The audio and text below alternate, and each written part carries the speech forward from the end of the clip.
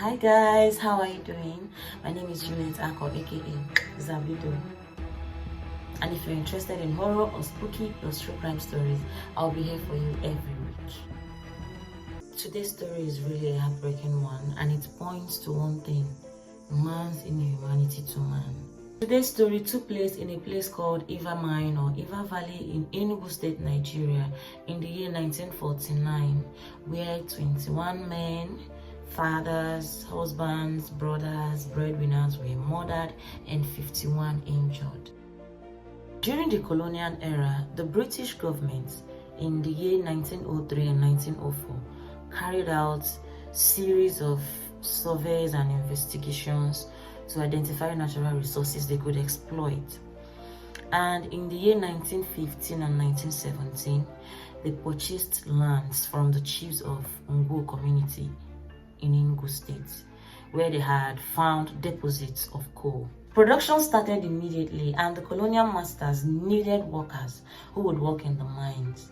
So they first resorted to forced labors, where they would use prisoners to do the manual labors, and especially the poor people of the community who were not even willing to work in the mines because they were not ready to leave their farm works just for the menial jobs. As production grew, the need for more workers grew, and since they could not get the number of workers they needed through forced labor, they decided to seek wage workers, people who would work in the mines and then they would pay them. They included people from Owerri and Onitsha who would dig directly for coal. As time went on, the working conditions became very harsh and unfavorable, stemming from racism, physical assault, and even cutting down their wages. There was a time when one of the workers was slapped by a British man, though the case was later addressed, but other conditions remained like that. Due to these occurrences, the miners in the year 1925 led a strike, especially because of the cuts in their wages. But the colonial management smashed their strike and even chased their ringleaders into the woods using the police. The miners stood their ground with one voice, one mind, and in solidarity. And when the British government discovered that they could not break them apart, they decided to bring in tribalism through their means of recruitment and deployment, because they would give the underground works to the indigenes of the community, whereas the technical works of the surface were given to the non-indigenes. They did this in order to keep them politically divided.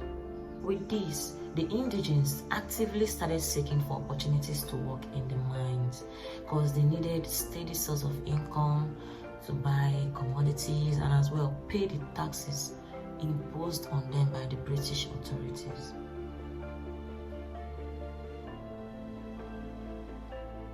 Because they needed a steady source of income, more workers started coming in to work in the mines. And so the local chiefs came in to play their roles again by collecting bribes, this time around for recruitment. The demands for coal fell drastically due to depression, and the colonial government decided to cut down the wages of the miners in the year 1931. With this development, the miners were not happy. They were frustrated and furious, and they demanded for the payment of their full wages. In the late 1930s, production picked up again, but the colonial government still refused to pay the workers their full wages. It was in this context that the miners formed their first trade unions, through which they brought up the request for salary increments in the year 1941, but their request was dismissed by the management. And in 1943, they brought up the same request again because their wages were nothing to write home about due to inflation. But the management still ignored their requests. Shortly after this, the Colliery Workers Union came forward with the same request, urging the colonial government to please pay off the debts they were owing the miners. But the management did not only refuse their request, but rather sacked majority of the workers and replaced them with new Living was becoming hell on earth for the workers, and their angers grew. And so they decided to go on a strike. But the British government instituted a law which ruled strikes as illegal. But even with this, the workers did not stop. They still defied the rule and went on the strike. On the 24th of October 1949, the Colliery Workers' Union, under the leadership of Mr. Sunday Oji, wrote to the management to point out that some workers' debts were yet to be cleared. But as usual, it fell on deaf ears. And on the 6th of November 1949, the affected workers stormed the manager's office to ask for their entitlements. But they were ignored. Out of rage, they decided to hold a meeting and they resolved to go on a go-slow strike. Some Nigerian businessmen came to the Colliery Workers Union and pleaded with them to call off the strike 2 days into the strike. And Mr. Sunday Oji, who was the leader, was willing to put on hold the strike. But the management was not even ready to negotiate with them.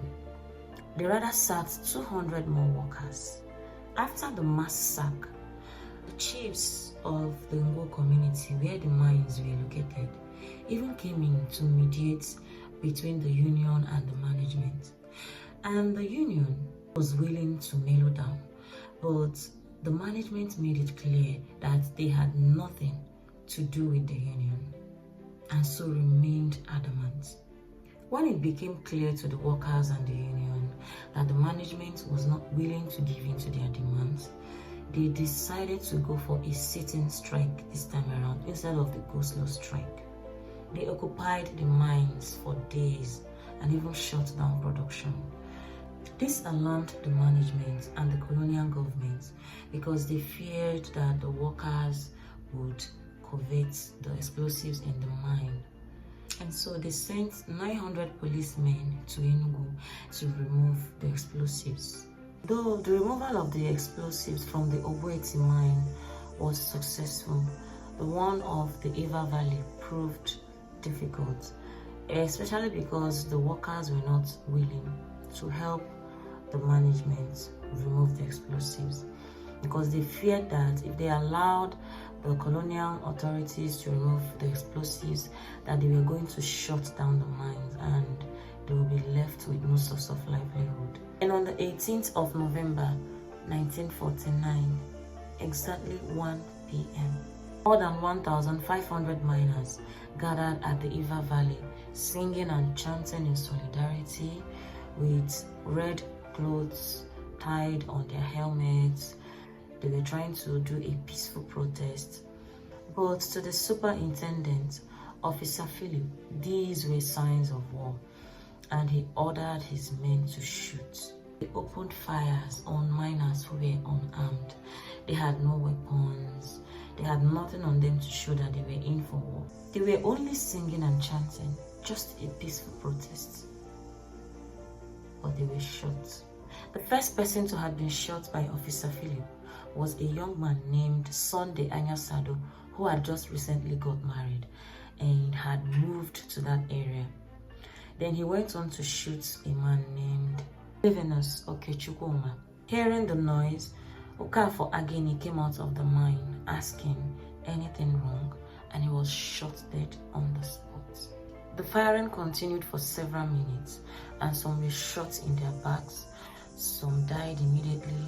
Most of them were injured, and one of the wounded miners was a blacksmith by the name Emmanuel Okafor. Laying in his own pool of blood, he said to Philip, and I quote, "I surrender. Please take me to the hospital."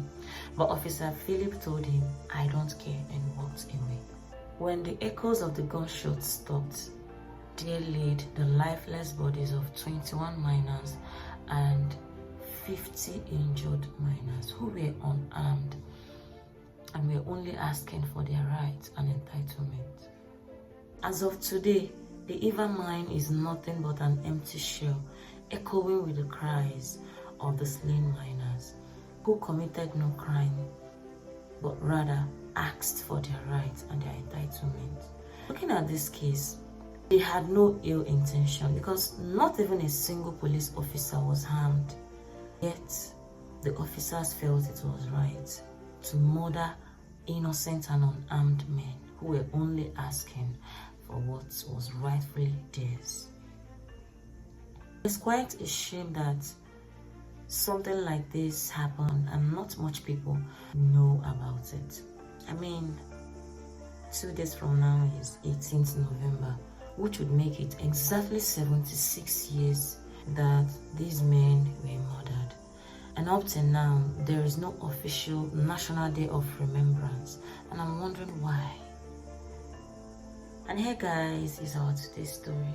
See you next week. Do not go about harboring ill intentions towards others.